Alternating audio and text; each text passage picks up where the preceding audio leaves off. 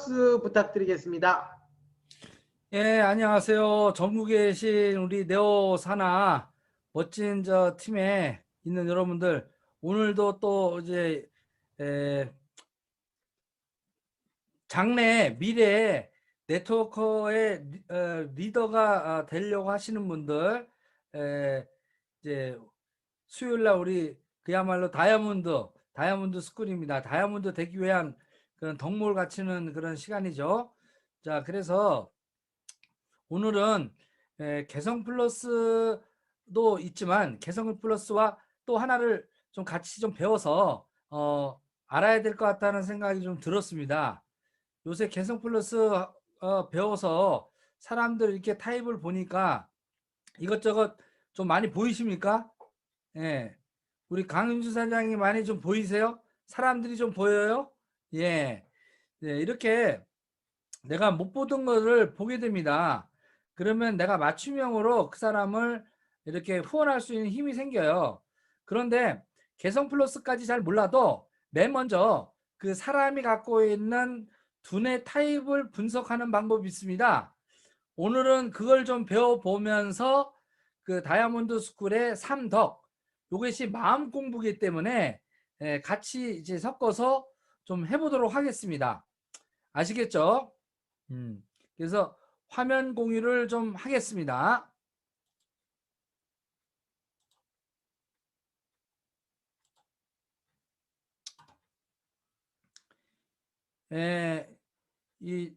제가 영어회사 대표로 있을 때 그 학원들 원장들 그 다음에 많은 분들 리더십 관련된 거를 공부시킨 것들이 있어요. 그 중에 하나의 파트가 바로 요 멘토링 시스템입니다. 그래서 이 멘토링에 관련된 거를 좀 같이 배워보도록 할게요.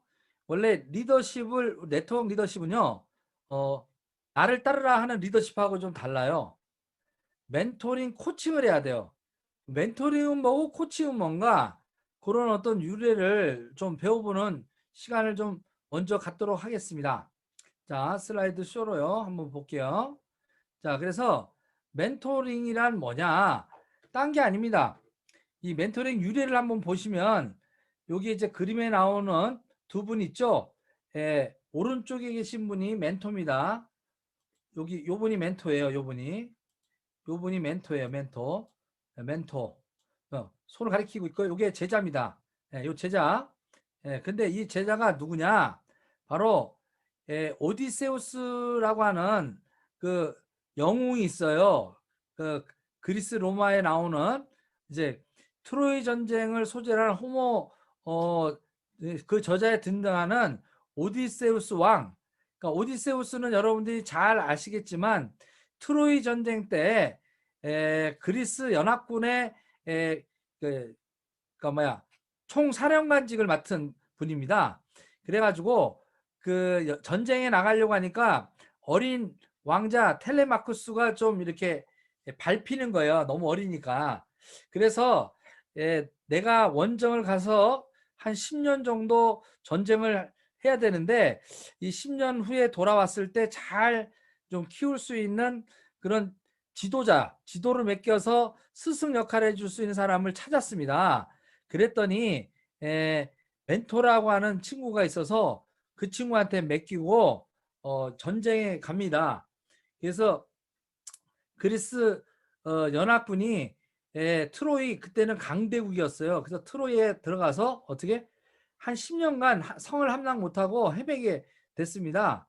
그리고 이제 그 오디세우스가 뭐 트로이 목마라고 하는 그걸 만들어 가지고 전략을 가지고 트로이 성을 함락하게 되는 그런 어떤 부분들의 유래가 됐던 거예요. 그래서 트로이를 정복하고 이제 오디세우스가 자기 고향으로 이제 돌아와 보니 조그맣게 떠날 때는 조그맣던 그 꼬마 아이가 이렇게 너무 멋지게 커 있는 거예요. 이렇게 멋지게 커 있는 거예요. 이렇게. 예? 야, 그래서 지덕체를 다 구비한 그런 왕제로 키웠다. 그래서 친구요, 당신이야말로 진정한 위대한 스승이다라고 그때 호칭했던 게 그리스 로마 이제 신화에 BC 1250년 전이면 3500년 전이에요. 그러니까 3500년 동안 이만큼 위대한 스승이 없기 때문에 서양에서는 이 멘토라는 말을 위대한 스승으로 해가지고 지금 계속 유래가 내려왔고, 이 멘토와 멘티 관계를 형성한 것들을 멘토링이라고 그래요. 네? 그래서 가르침을 주는 것. 그래서 멘토는 내 제자 멘티한테 상대방이죠. 상대방한테 자신의 경험과 경륜으로 상대방의 파트너, 우리로 얘기하면 파트너의 잠재력을 보고 그 파트너가 가지고 있는 꿈과 비전을 이루도록 잠재력을 키워가지고 도전시킬 수 있도록 만드는 거를 우리는 멘토링이다, 이렇게 하는 겁니다. 티칭이 아니에요. 티칭 아닙니다. 뭐요? 멘토링입니다. 이제 과거에는 티칭이었지만 단순히 지식을 가르치고 넣는 것, 일대 다수의 그런 티칭이었다면 옛날 교육, 인재를 키우고 왕제를 키우는 데는 한 명이 스승과 제자 관계. 그래서 우리나라 조선 왕조에도요, 항상 그 세자로 책봉이 되면 세자를 가르칠 수 있는 그 당시 때 가장 학식이 뛰어난 스승을 갖다가 붙여주죠. 왕제감으로. 그리고 1, 2년에 끝나는 게 아니라 한 10년, 20년이 걸려야 공부가 이렇게 전수되도록 그렇게 하는 겁니다. 거기서 유래됐다. 그러면 이게 우리하고는 무슨 상관이냐? 바로 내 파트너가 멘토가 되고요. 멘티가 되고요. 내가 스폰서가 멘토가 되는 그런 역할관계의 관계심을 맺는, 그것을 우리는 스폰서십이라고 하고 또한 멘토십이라고 할 수 있다. 우리는 한 명 한 명이 추천인과 스폰서의 관계, 또 스폰서와 파트너의 관계로 관계를 맺기 때문에 우리 사업에도 굉장히 중요한 그런 가르침이 될 수 있기 때문에 제가 이거를 갖다가 들고 나온 겁니다. 그렇다면 멘토는요, 자신의 역량을 최대한 발휘해서요, 멘티가 갖고 있는 그 개성이라든지 그 다음에 그 사람이 갖고 있는 잠재력, 재주, 달란트를 찾아서 하나의 리더로서 키우는 총괄적인 것이 멘토링이다라고 정의 내리시면 무방하다.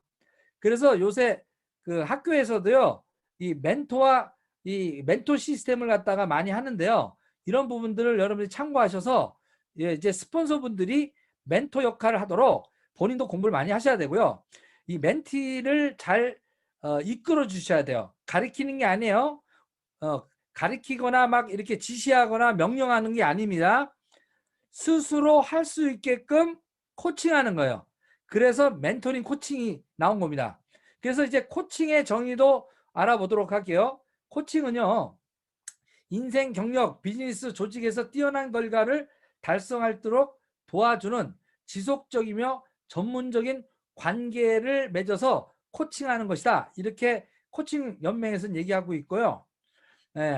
목표 설정 및 그 전략적인 행동, 뛰어난 결과의 성취를 가능하게 해주기 위해서 협력 관계를 유지하는 그런 관계를 코칭이다. 이렇게 정의하고 있어요. 그래서 여기서 보면 기차는요, 기관사가 목적지를 정해놓고 필요한 사람은 타십시오라고 하는 그런 거면요, 이 코칭은요, 마차의 이 마부처럼 손님이 타면, 파트너가 타면, 파트너가 원하는 꿈, 파트너가 어떻게 올바르게 내가 그 원하는 지점에 안내해주는 그런 안내자 역할을 해주셔야 되는 거예요. 마부 역할을 해줘야 돼요. 마부가 자기가 가고 싶은 거를 끌고 가는 게 아닙니다. 그래서 코칭의 정신은 인간은 스스로 모든 문제를 해결할 수 있는 잠재력을 갖고 있는 게 어떻게? 하나님이 창조한 인간을 이미 답을 스스로 해결할 수 있는, 스스로 창조해낼 수 있는 그런 존재라고 인식하는 바탕을 두고 상대방의 잠재력을 키우는 쪽으로 내가 멘토 하시는 것, 코칭하는 것, 이것을 코칭이라고 하는 겁니다. 그래서 멘토링 코칭이에요.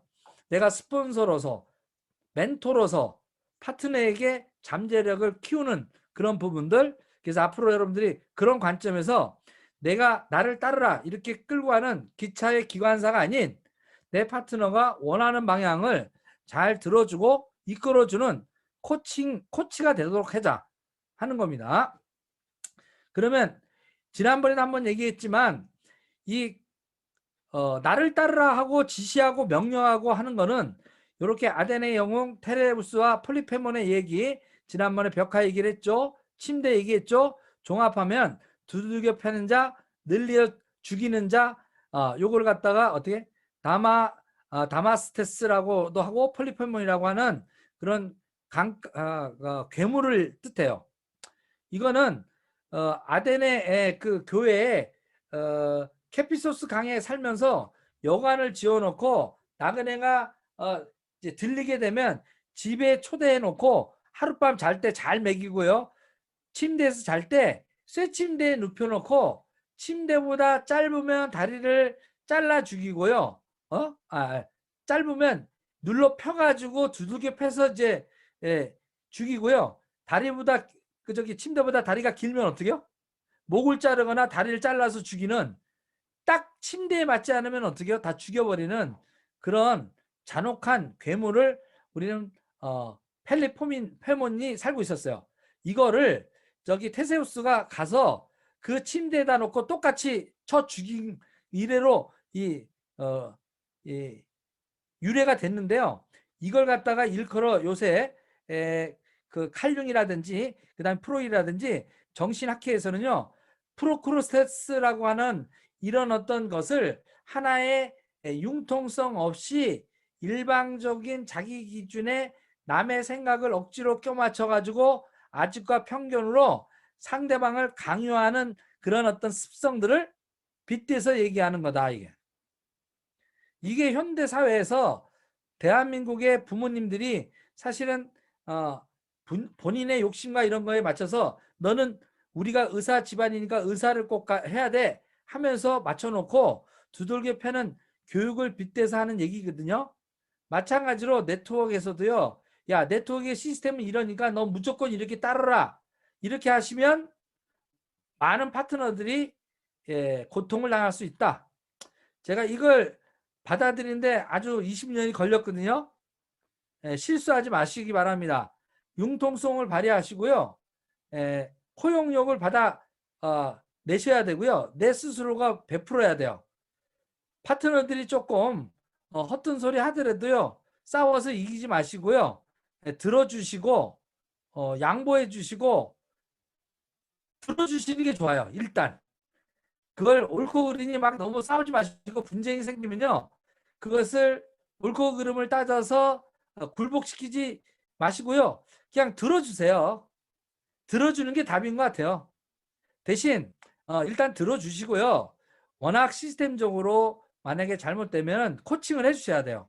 이때 여러분이 직격탄으로 직접 의뢰를 해서 상황을 정확하게 객관적으로 판단할 수 있게끔 한 다음에 상위 스폰서가 멘토링 코칭하도록 여러분은 길을 열어주시는 역할, 그러면서 옆에서 지켜보시는 거예요. 내부 문제로 싸우게 되면 자, 우리 업라인 스폰서 우리 김신 사장님한테 가서 한번 상담을 받아보지 않을래? 우리 코칭 받아보지 않을래? 이렇게 해서 같이 가는 겁니다. 그런데 내가 자꾸 답을 주려고 그래요. 그러면서 분쟁이 생기는데 제발 싸우지 마시라. 아주 다 된 밥에 콧밥 튄다고요. 예. 지금 제 레그에서도 미국에서 조금 그런 일들이 벌어져서 아주 좀 머리가 많이 아픕니다. 아무것도 아니라고 할 수는 없지만 그 자그마한 그 어떤 말의 오해와 오해의 꼬리를 묶고 막 이렇게 되거든요. 그러니까 그런 것들을 조심하셔야 된다 하는 얘기입니다. 예. 그래서 나의 어떤 융통성 없는 그런 어떤 정신 체계 요거를 경계하자. 그래서 내 파트너가 어떤 타입인지 개성 플러스도 알아야 되지만 개성 플러스 파악하기 전에요.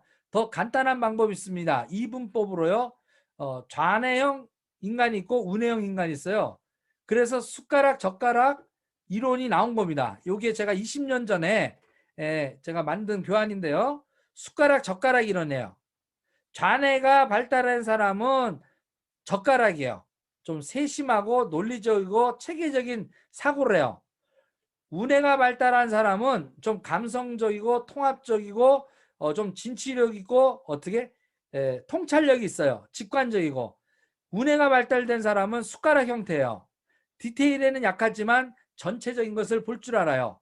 그렇기 때문에 숟가락은 뜨는 일을, 젓가락은 짚는 일을 잘하는 것처럼 내 파트너도요, 좌뇌 우뇌형에 따라서 잘하는 게 틀릴 수 있어요. 그러면 젓가락으로는 짚는 일을 시켜야 되고요, 숟가락은 뜨는 일을 시켜야 돼요. 아시겠죠? 만약에 은행원을 갖다가 하는데 은행 창구에 있는 애를 우뇌형, 이렇게 좀 이렇게 숫자에 약하고 이렇게 감성적인 사람을 거기다 두면요, 잔도를 못 맞히고 스트레스 엄청 받습니다. 예? 그리고 본인이 이렇게 차분히 앉아서 하는 일을 못 해요. 밖에 돌아다니고 막 이렇게 해야 되는데 깝깝해서 미치려고 하거든요. 예? 그러면 신경질을 내는 거예요. 그러면 그 신경질 내면 어떻게 해요? 창구에 와서 있는 고객이 당황스럽죠. 싸워요. 예. 이런 일들이 벌어진다는 얘기입니다. 그래서 내 조직에 들어와 있는 어떤 내 네트워크에 들어와 있는 분들을 그것만 잘 조종하더라도 어떻게 해요? 개성 플러스까지 안 들어가더라도 금방 이건 나타나요. 이 사람이 좌뇌형인지 우뇌형인지. 예. 요거는 인간이 태어날 때 뇌가 부모 뱃속에서 형성돼서 나와요. 8개월 만에. 예? 좌뇌가 발달되는 사람과 우뇌가 발달되는 거는 태교에서 거의 일단 결정됩니다. 80%가. 그 다음에 태어나서 3년 정도에 완전히 거의 굳어져요. 거의. 예. 뇌 발달이. 그렇기 때문에 그 누구나 갖고 있는 적성과 능력이 다르다라는 거. 그리고 신이 준 나만의 재능도 또 다른데 우뇌한테 준 재능이 틀리고 좌뇌한테 주는 재능이 틀려요. 그리고 공부하는 방법이나 학습하는 방법이나 그 다음에 영업하는 방법이나 일상생활 친구 만나는 방법이나 좀 달라요. 예.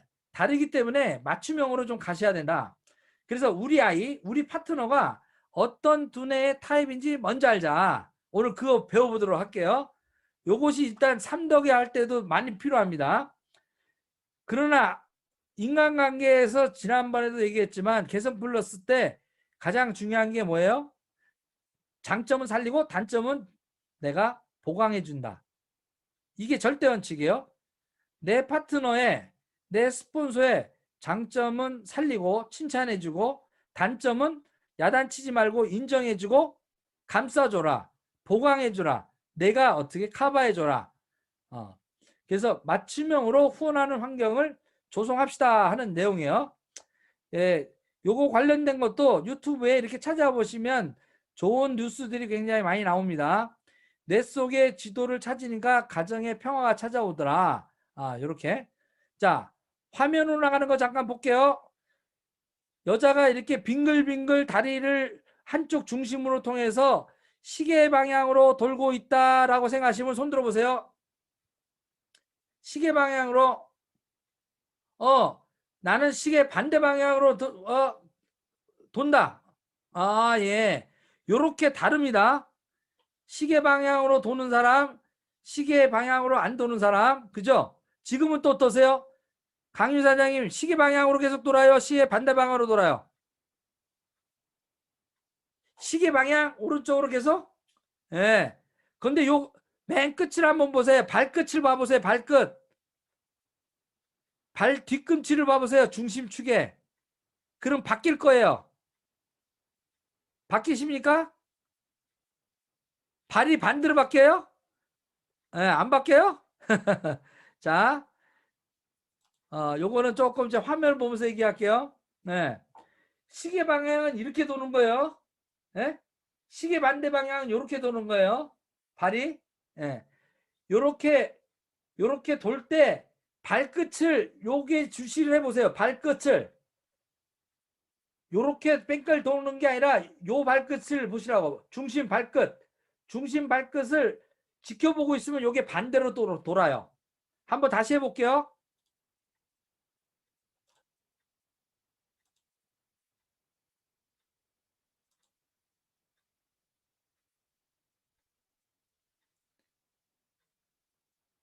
시대 방향으로 돌았다가 시계 반대 방향으로 돌았다가 왔다리 갔다리 보이지 않으세요?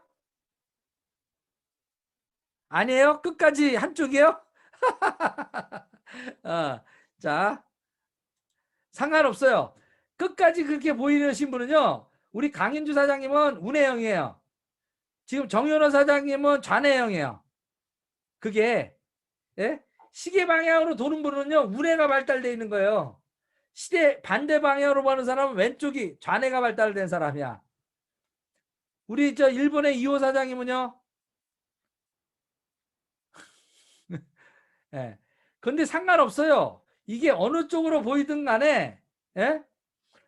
여기서 중요한 거는 이 시계 방향으로 돈다고만 계속 강현주 사장님 우기면 정현호 사장님은 아니라고, 시계 반대 방향으로만 돈다고 이렇게 싸우게 되는 거예요. 내 파트너 보고, 야, 이거는, 야, 시계 왜 이렇게 시계 반대 방향으로 돌아? 이게 시계 방향으로 돌지. 이렇게 싸우면 된다, 안 된다? 안 된다라는 얘기입니다. 어? 아시겠어요? 배우는 게? 예? 이게 틀려요. 이게 참 웃긴 거예요, 이게. 자, 그러면 왜 이 사람들이 다른지를 다시 한번 화면 공유하면서 특성을 알아보도록 하겠습니다. 특성을. 이렇게 좌뇌, 우뇌가 내가 형성이 엄마 뱃속에 태교 때 모차르트 음악을 많이 듣거나 예술적인 부분과 활동력 있게 돌아다닌 분들은 애가 우뇌가 발달되고요. 아주 정숙하게 조용하게 클래식 듣고 차분하게 독서를 하고 이렇게 한다면 좌뇌가 애들이 발달되게 태어났어. 그래서 좌뇌가 발달된 사람은 좀 이렇게 수리력이 좀 뛰어나고 체계적 사고를 하고요. 우뇌가 뛰어난 사람은 피카소형이라고 그래. 피카소과 예술적이고 창의적이고 통찰적이고 뭐 이렇게 감각적이고 이렇게 태어나 있어요. 그 다음에 레오나르도 다빈치 같은 분들이 좌뇌 우뇌가 둘 다 발달돼 가지고 의술도 하면서 예술도 해요. 과학도 하면서 어떻게 예술과 문학을 해요. 시도 써요. 네. 이게 둘 다 발달된 거예요. 그런 분들을 강복합형이라고 그래요. 좌뇌형, 우뇌형, 강복합형. 네? 이렇게 크게 나눠지는데 좌뇌가 좀 모자랄 때 생기는 병들이에요. 좌뇌가 좀 딸린 사람은 언어 지능이 좀 약하고요. 읽는 것이 난독증이 생기고요. 글씨가 또박또박 안 써지고요. 맞춤법을 틀리게 되고요. 사물인지가 조금 좀 뭐하고 표현 구사력이 떨어지고요. 이제 기억력에 문제가 생겨요. 근데 운해가 또 이렇게 좀 떨어진 분들은요. 좀 산만해요. 그 다음에 집중력이 좀 이렇게 이게 이제 안 되는 거예요. 좀 사회성도 좀 부족하고요. 또 감정 조절이 좀 안 되고요. 좀 그렇습니다. 그래서 요 기능들이 잘 적응이 되나 안 되냐를 따져보면 내 아이, 내 파트너가 어떤 타입인지 한번 보시면 돼요.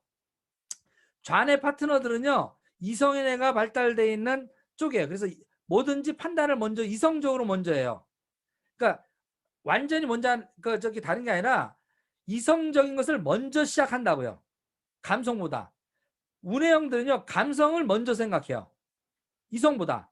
그래서 좌뇌형들은요. 논리적이고 체계적인 사고라고요. 그렇기 때문에 수리 능력 분석적이고요. 그리고 추리 능력이 있어요. 1, 3, 5, 7 다음에는 9 이렇게 추리하는데 금방 안 가르쳐도 해낼 수가 있어요. 그리고 순차적 사고래요. A와 B는 A와 B는 같다. B와 C는 같다. 고로 A와 C는 같다. 이런 식으로 순차적으로 논리적으로 이렇게 전개하면서 하는 것들이 어렵지 않아요. 그런데 운애들은요, 그 얘기를 하면 이게 무슨 얘기야? A가 왜 B를 갖고 B가 C를 같은데 왜 A가 C가 같아? 막 이렇게 따져요. 예. 그리고 이 좌뇌가 발달한 사람은 좀 정독을 하고 좀 이렇게 그 고지식하고 청각이 발달됐고 그 다음에 조용해요. 시끄러운 걸 싫어해요. 그래서 그리고 계획이 항상 치밀하고요. 숲보다 나무를 봐요. 운의 타입의 파트너 그 아이는요 통합적 사고래요. 그리고 직관력 있고 안 봐도 척하는 안 봐도 척 아이 나 다 알겠어. 엄마 나 다 알아. 내 다 알겠어. 요렇게 하는 애들이 머리 회전이 빠른 애들이 어떻게 운해형이에요. 얘네들이 그래서 창의력 있고 엉뚱한 생각을 잘해요. 엉뚱한 생각을 잘해요. 근데 엉뚱한 생각이 너무 지나치면 황당한 애가 되는 거예요. 쉽게 해서 또라이가 되는 거예요. 예? 그리고 동시다발적으로 생각을 하기 때문에 산만하다는 얘기를 많이 들어요. 그래서 초등학교 때 남자애들이 대체로 유치원이나 초등학교 1학년에 가면 이 운에 발달된 애들이 좀 사고를 많이 치는 사고형이라고 찍힙니다. 자네형 선생님한테는 찍혀요. 예. 그리고 얘네들은 차분히 앉아서 읽는 것보다는 속도가 빨라요. 글자 제목이나 키워드를 읽는 쪽으로 갑니다. 자세한 것보다는 결론부터 좋아요. 생각은 자유분방하고요. 시각이 발달됐고요. 공간 지각력이 뛰어나고 항상 동적이에요. 움직여야 돼요. 그리고 즉흥적이고 자기 감각적이기 때문에 충동적인 행동을 해요. 그리고 나무보다는 숲을 봐요. 자, 이렇게 이 좌뇌 운해형이 이렇게 바뀌게 돼 있습니다. 아니가 이렇게 나눠지게 돼 있습니다. 네? 그래서 이 제가 이제 교육하는 거는 나중에 자녀분을 위한 교육 뭐 필요하신 건 또 이제 하도록 하는데요. 오늘 이걸 가지고 그러면 여러분들이 내 파트너가 좌뇌형인지 또 나는 좌뇌형인지 또 스폰서는 좌뇌인지 운인지 알겠죠? 여기 화면에 나와 있는 분만이라도 한번 손 들어 볼게요. 나는 좌뇌 타입 있다. 좌뇌인 것 같다. 성향이. 나는 운해인 것 같다. 예. 자, 우리 김태희 사장님은 좌뇌요, 운해요?